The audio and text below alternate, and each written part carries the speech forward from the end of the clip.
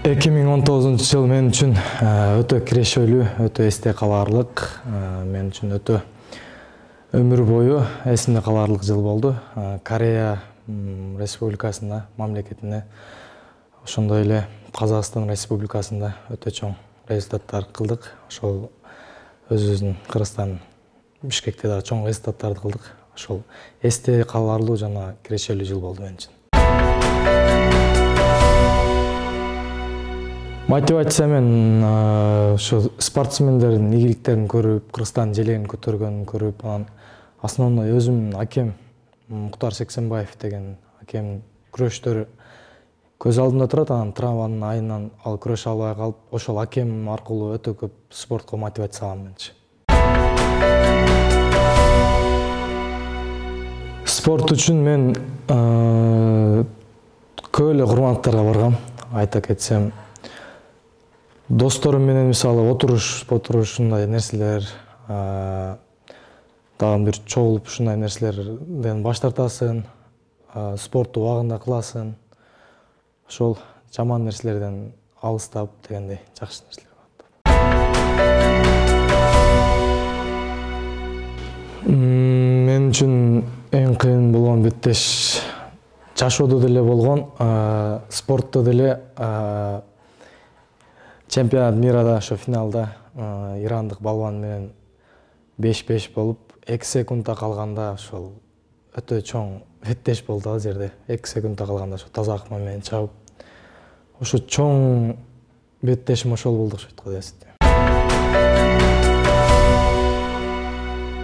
Мен үчүн эң сулуу айым өзүмдүн апакем, энем.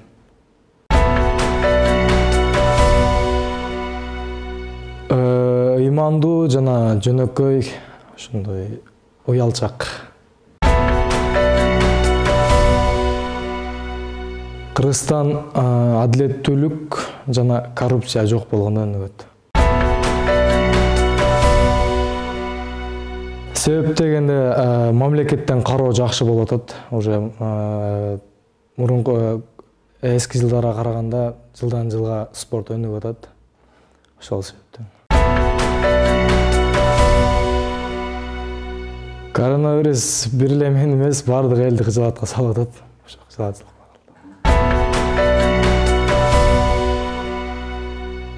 Анекдот, жок анекдот. Амир Жээнбеков. Экөө тең. Алыш күрөш. Лейлек күрөш. Ростов-на-Дону. Үй-бүлө. Ден соолук. Достук.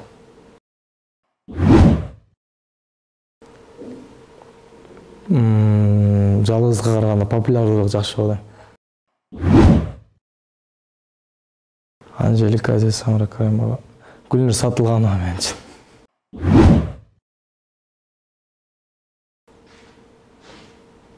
Сүйүүсүз бир ай жүргөн жакшы. Экөө бирдей.